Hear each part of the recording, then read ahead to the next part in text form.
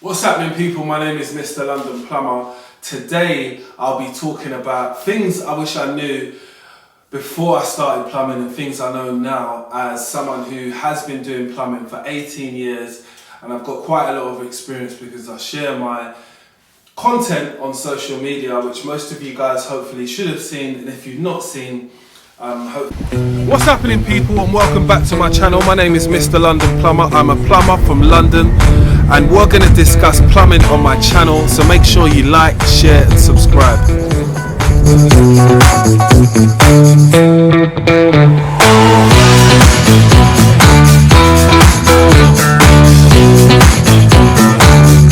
I'm a content creator and a plumber by trade. I've been in the trade for 18 years and I've started to do modelling, so you're going to see a little bit more behind the scenes in content creating. Who doesn't want to see that? You're also going to get to learn a little bit more about my business and why I set up a business called Mr. London Plumber. I'm from London, so let's just get straight to it. But before I go, I need to make sure that you subscribe to the channel and like and share videos down there, which you would have seen before. If not, I'm a London plumber. I've been a plumber for 18 years. Today I'm going to talk about stuff which I know now, I should have known back then, and things which I went through as a plumber, which some of you lot might face at some point. So you always got to start your journey from where it always began. So for plumbing, for me, it began at a small family-run firm. How I first got into plumbing, and a lot of people have these stories. My story is to do with my uncle. He is a plumber himself, he is a lecturer himself. He's actually doing lecturing and teaching now today. We actually got mentioned last year in an article by Hit magazine, shout them out as well. They're a plumbing and heating magazine who actually talk about our industry and talk about people who have a bit of influence and stuff like that. And it was a great story what they was able to share with me and my uncle.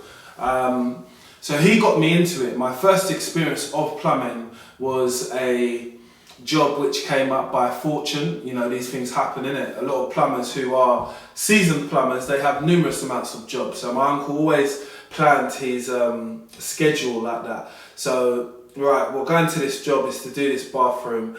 One thing I can particularly remember today is the time when we pulled the stack off the wall. So when the stack and the toilet came out, so you pulled the toilet pan off the wall now, and now it's separated, and now you can only see the pan connector. And at that point there, I thought, wow, I looked at him and I had one of them moments and said, Jesus Christ, is that what goes on? Obviously, it was all non-beknownst to me before, because again, I was not a plumber. I had not had the years of experience what I have now and know the things what I know today. Definitely not. But that shocked me, innit? Because of that smell is horrendous, innit? And if you smelt that smell, you would know what I mean, because you say to yourself, oh my God, is this what I've got to put up with? But since then, I don't really do them types of jobs, not even so much myself, but I know they are out there, innit? So I commend people who work their way up, innit? Because that's all part of my story as well.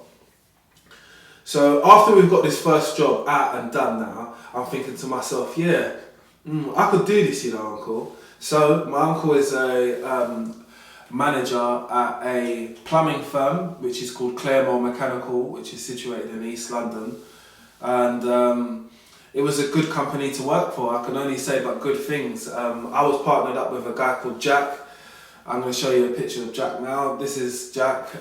He's probably in his 80s now or something. No, it might be in his 70s. Sorry, I'm saying a lot. No, he's about in his 70s, but he's an older guy now. So I was his only apprentice, and I only knew this about a year ago, because I went to go and see him at something and he was there, and it was a moment because I haven't seen him in 18 years. So it's like for someone who you spend a lot of time with and grow a bond with, and for me as a man now, as I've grown older and I've realised, you know, what it's like to actually take someone else underneath your wing and actually show them the things which you know which are going to help them to survive, to be a plumber. Like I can only show so much appreciation to that person, innit? Because again, remember, when you're coming from two different types of worlds, whether you're doing the road, whether you're doing other stuff, other activities, let's say, yeah, and you come to doing something like plumbing, it's a whole different world. You're going inside people's properties. You have to be professional. You can't be on your phone doing the normal things which you might feel like you want to do at some point. You can't do because it goes against what you're there to do and what you're there to be paid to do as well. And you kind of like need to understand that if you want to keep, you know, your feet grounded in this trade as plumbers. And for people to be able to look at you as well and say to yourself, you know what, that's a good person, that's a person that's ready for work. Even if you don't do it in their face, it's much more respectful. That's what I've learned over this time as well. Being respectful when you're in people's places and showing respect as well, because again, you're in their home, you're in their bedroom, you have to walk through their bathroom sometimes, their kitchen, and so you see everything, innit? Your eyes can't go on like they don't see stuff. I've seen so much stuff by going in so many properties all up and down London. So you gauge this level of why they are like they are and what they're trying to show you. I know that now, obviously being a grown man, I know that in my 30s that teaching, it can only come from a few people. And I get it that some of us as tradespeople who are qualified, we don't want to take on some apprentices and stuff like that because you understand that you was an apprentice one day and the things what you get up to and the things what you could put up with, and I couldn't take the stress of somebody else. It's not for everyone and everybody can't be a teacher. I get that. I fully understand that. But for those who do reach out and do extend their knowledge and pass on their wisdom, tell people about the bad things and the good things, make them learn when they're on jobs, you guys are doing an amazing job and women are doing an amazing job, and you need to keep on because people need people like this. And I'm going to tell you why at the end of this story, so make sure you stick around to the end of the video when I tell you why you need to be that type of person and why that person's obviously rubbed off on me, myself, and that's why I am the way I am really.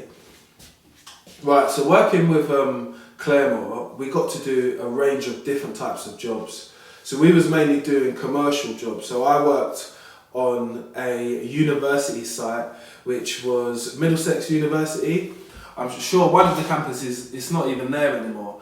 But I enjoyed the experience. Like I said, I worked mainly with one person, innit? But I did have other days where I worked with another guy called Dave. But Dave was cool, but Jack was my guy, innit? So that's it. I haven't got nothing bad to say about Dave. Dave was cool, he's alright.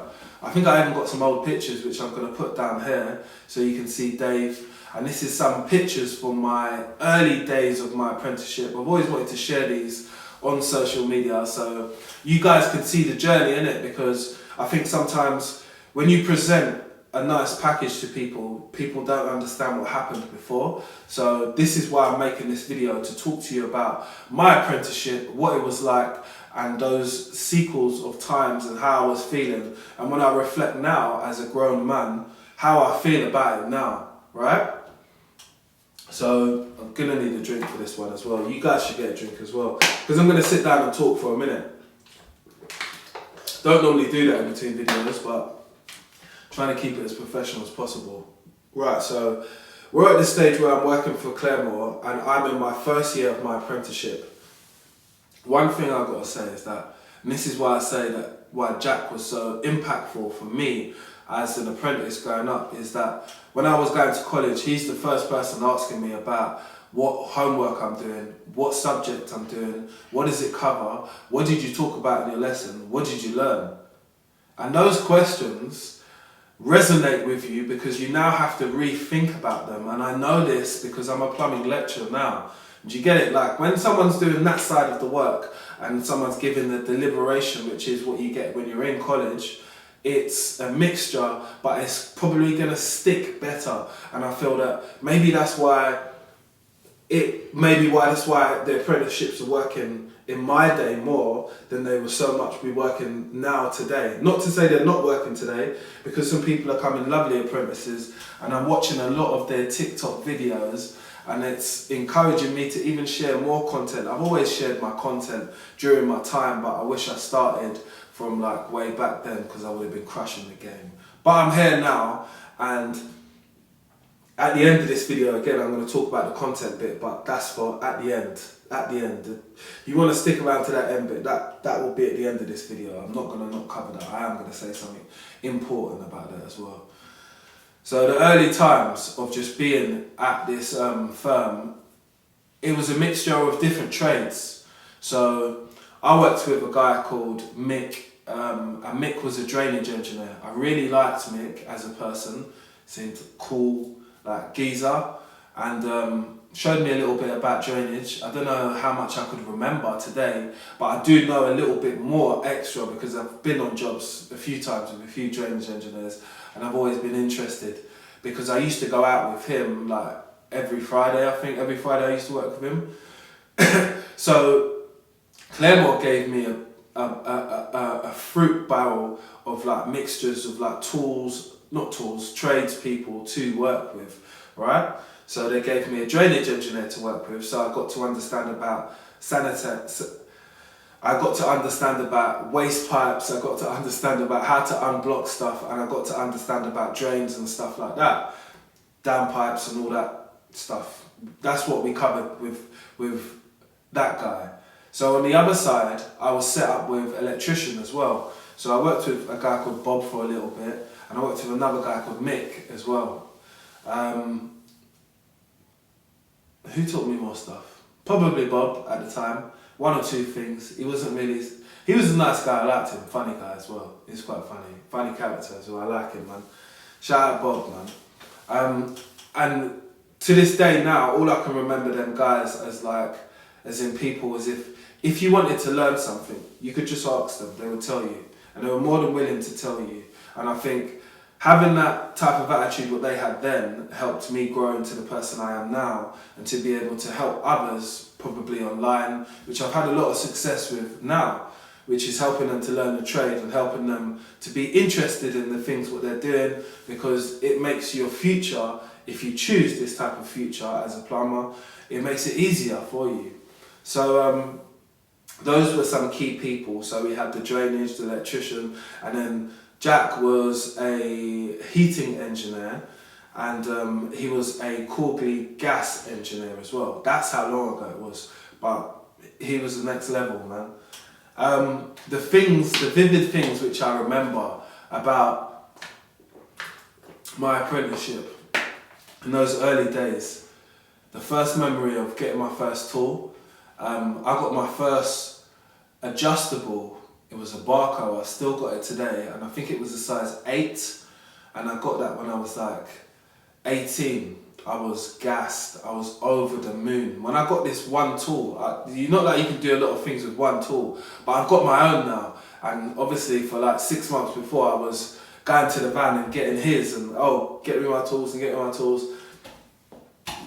I got this little boot bag, so it's a football boot bag, and I used to put my tools in it. So I'd end up with about 6 or 7 tools, and at that moment then, that's when I felt I'm really growing into being a plumber, and this is what I'm going to do. And obviously from that moment then, I've obviously never looked back, but the hurdles have come in between. So I would say one of the main hurdles after growing and getting some tools is facing the job yourself. So as an apprentice, you're always over someone's shoulder, watching, supposed to be passing tools, but you've got to have this level of interest in what you're doing. If you don't, it's kind of like, it's boring to you, isn't it? And I get that as a young person, because I was young, obviously.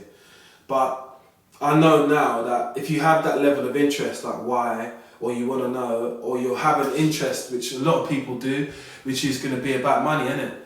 It's like me saying to you that I didn't get into plumbing because I heard that it was good money. Of course I did. I got into plumbing because I heard that plumbers ain't really going to struggle at any point. And one thing Jack said to me, he goes, Jay, being a plumber, yeah, you're gonna be alright. You're gonna have more money than your mates, but you're not gonna be super rich. You're not gonna be rich. That's what he said. He didn't say super rich. He didn't say rich. And I took that and I said to myself, What do you mean by that, man? Because I'm in my teens when he says that to me. Because I'm like, you're alright, do you know what I mean? I think, yeah, I'm sure at one point, most of these people who I worked with had a swimming pool or something like that. And I don't have a swimming pool, do you know what I mean? So I thought to myself, they're doing alright, innit? I understood what he meant about the rich thing. You can make a lot of money and you will have a lot more money than others because people tend to need you on times of need. And when you're at a time of need, you're willing to pay more money than what you'd normally put up with anyway. Because if something was like, you had a radiator and it was leaking right now and flooding your house, you'd want to get someone around quick and you're willing to pay that emergency fee. Do you get it? At this point, because I was working for this firm, my sole interest wasn't just about money because I had a weekend job. My weekend job was, I've never said this to people before, but my weekend job was working at JD Sports. And I actually met John and Dave, the people that own JD Sports. That was a long time ago. But why I talk about the JD Sports is because when you're young, yeah, you're trying to build up this person of who you are, innit? No matter who you are, like you don't really know your identity when you're young yet. You're still trying to work it out. So when you're working it out, you're going through this phase of, am I grown? Am I a big man? I eat at the calf. I'm one of the lads, but the lads are grown into who they are. Do you know what I mean? Like they're comfortable with farting in front of you. They're comfortable with burping in front of you. Do you get it? You're still trying to get that out. You're still having milkshake and stuff like that. I'm not saying anybody's name, but you get what I mean, innit? And while you're growing to being the person you are, you just got to find yourself, innit? Finding yourself is being at your comfort zone for you and not for other people. So at this point of my apprenticeship, I'm now finding who I am and getting the confidence to be able to do jobs because Jack isn't going to let me stand over his shoulder all the time and pass the tools to him. He's going to say, yeah, you get on and do that and I'm going to start with that. And that's when I knew, at that moment when I was able to, trusted to like, oh, did you do that? No, yeah, I did. You sure? Yeah. And when you would stutter and say, yeah, I'm not sure, that's the moment for you to click back and go and try and just double check your work, basically. That's what he's telling you. And that whole philosophy worked better for me because I was able to, before I called him, I'm done, Jack. Yeah, I have checked it, I've double checked it. Alright, cool. I'm going to turn it on now. Make sure your bit's not leaking and just go over and check my bit with the torch as well. And then we'll start to pack up. That moment, and everybody knows what it's like when someone says to you when you're with your plumber and they say, oh, alright, I'm going to pack up. Jesus. Go on, finally. But it's a sigh of relief. But one thing I realised in all of those situations, the point of completing the job, yeah, was the whole point of like, that's what I get out of it. I get a sense of relief that we've done a job, we've completed something, and there's some money coming. The money wasn't crazy, innit? Remember, I'm an apprentice at this point, innit? So it's not too crazy, innit? And I told you I had 2 jobs as well, so I was killing it for that time. So I'll speak about why I worked at JD Sports. I worked at JD Sports so I could get trainers. Obviously, I was young, innit? If you got 2 jobs, it's better than 1. And I thought to myself, if I can start hustling hard when I'm younger, I won't have to work harder when I'm older. Sometimes it does work. Depends what you do with your money. You need to learn how to manage your money as well. That's something I'll speak about in a part 2 when I do this next sit down.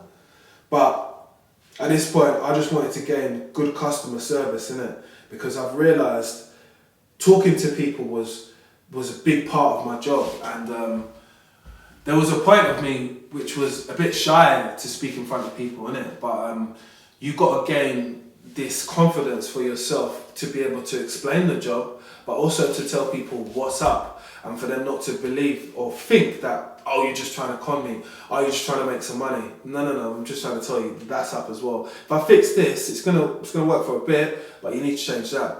Oh, you sure I can't? Just saying. And I had to learn how to do that, how to communicate with people, because a lot of people, especially when you're young, in your teens, you can't say that you've got that good level of communication when it comes to talking to customers in a professional mannerism. Let me not skip you before that. So before that, my sister gave me my first job at a optician's, yeah? And that's where I learned it when I was in school. So when I was in sixth form, I used to work there with my sister. Shout out my sister, the real G. When your sister's a manager or something like that and they can put you on and put you into work to gain some money or some experience, definitely do it. So that's where I started with the customer service and actually talking to people. So I used to have to sign people in who used to come to the opticians for an appointment. So I would say, hi, I'm here to, and I'd have to get over it and I have to learn everybody's name as well, reading through the list, seeing the times as well, making sure that I'm up for it and making sure that the people are waiting in the waiting area and all of that. So that was preparing for jobs or preparing to do something, and that's the side of like managing yourself, isn't it? So I think at this point I'd have got a few tools, and like I said, we was going to jobs and Jack was telling me to do this bit, he does that bit, and I was gaining experience. And I think at some point I first started with like changing the siphon, I think at my own house or something like that, because I had the tools, innit? I knew what to do because I'd seen Jack do it before, and I think I attempted it, and that was a good try. I didn't film it obviously because this was like, you wasn't filming stuff these times, but it was a part and a process which was definitely necessary to the build of me today. Because without those parts of putting myself together in that way and getting those little skills that you need from the beginning, whether it's confidence, whether it's having your own tools, whether it's understanding what to do, whether it's reading through the instructions when you're doing stuff, that's a 100% must do when you're starting off. And I've learned from my experience that when people ask me, oh, I want to get into plumbing, or I want to try and do a simple basic plumbing job around your house, whether it's changing a washer or something like that, and then ask yourself how long did it take you to do it, and is this something you might be interested in doing? Because again, I've had friends who were in their teens, just like me at the time, and they said, oh, I want to do the same thing you're doing, man. And my mate had like an office job, and I'll never forget this, and he quit this office job, and he put his foot through the ceiling. I said, rah. And he's like, oh, has it ever happened to you? And I'm like, no, never. But I've always tried to be very careful when I'm at work, just because you don't want to damage yourself. And when you're young, you could break stuff with brute force. We all know that, innit? We've all got a story of an apprentice that done something or something like that, and it ended up in this way. But like I say, my early days of the apprenticeship was definitely a lot of nurturing, a lot of people who had good guidance. I had a lot of respect for those people as well. Even now today I have a lot of respect for them as well, because I didn't have the chance to go back to my apprentice place where I started, which was Claremont Mechanical, to say thank you. And I made sure I did do that when I did see the person who owns that company. So Gavin, I did say thanks to you, and I'll say thanks again for the opportunity what I got to be able to put myself on track to live a good life, innit? And it doesn't work out for everybody with being an apprentice and going through that, but not everything works out for everyone. Sometimes some things are a gamble. If you was to ask me now today, how many plumbers do I know who are like multi-millionaires? A few. That's it. But that probably comes from the type of work that they're doing at the moment. But I was going to touch on a part what I was going to tell you about social media and my content and the content which I've been seeing online. So I've been seeing a lot of TikTok videos online of young apprentices who put themselves out there. And you know what, I've got to say, hats off to you guys, because you learn from each other when you put out this content. I learn from other people when I watch their content who are also in my trade as well. We might not be friends, we might not be whatever, but there's definitely something you can learn from somebody else's job, how they're doing something and how to practically do it yourself. I'm a person who is like a visual learner. I could watch somebody do something and understand how to do it. I've got those good core skills. And again, I do like to learn as well, because I'm just a person at the moment. I'm in a space at the moment for myself where learning is key, innit? Because I understand how important it is now, because the playing fields are leveling up. You know, I'm coming to a point where I'm coming up to having 20 years of experience, and yeah, I'm really getting recognised within that industry at the moment now. So I'm just gonna keep powering on. Like, when you're doing something right, you got to keep on doing it to get it even better, because there's always room for improvement. Even myself, I know that with my journey, even my content, things have started to change. Things have started to be a little bit more professional. I've always wanted them to be like that, but it's having the time and what the focus is on. My focus should always be on plumbing, because that's how I first started everything. But that isn't always the bread and the butter over everything. Some things are just more profitable now today, and I realise that, and I do try to move with the time, but I also try to do things which align with me, but also sit with me well. So that means that I'm not just running after every pound note, if you get what I mean. That's what I mean with that. Another drink break. I hope you lot are enjoying the content, because I'm going to make a 3-part series to this, because it's a lot of talking and sitting down, and I want to be able to tell you the story in my own way. So we've got up to the point of me being an apprenticeship now, and I'm going to speak about my second year when it started to get more serious, and then I'll speak about another episode where I left Claremore and I went for my first plumbing job, which was outside my apprenticeship. I stayed with them for about 4 or 5 years, so I did stay with them for a little bit. So there's a bit to talk about when it comes to jobs and what type of things we was doing, because I feel that what you do in your apprenticeship sometimes can mould you to what side you go to after, innit? Because I will tell you from now, I did get into plumbing through doing, we was on a maintenance contract basically, but we did do large installations as well, like big refurbs and stuff like that.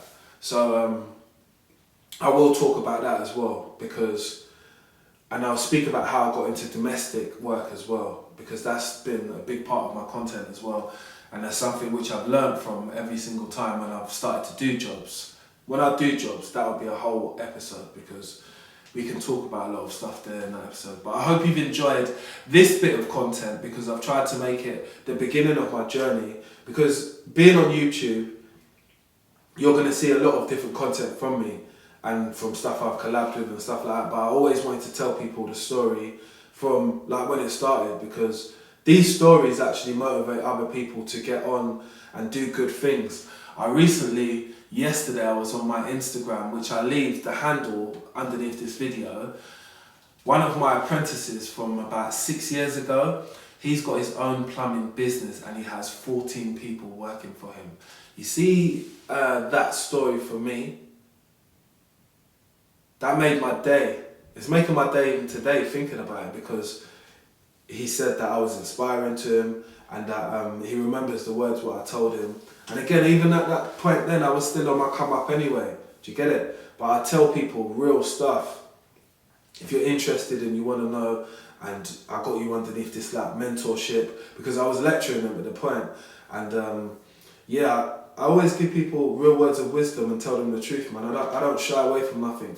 I'm myself. I have the same account for all this time. Again, like I said to you, this is like someone who I taught nearly 6 years ago, and yeah, he came on yesterday, and that was a good moment for me, man, because I got to reminisce back, and I got to say to myself, you know what, it's the positive energy and the good vibes, what you tell people, and obviously the truth of things is what will always prevail, and people always come back to you in some type of way.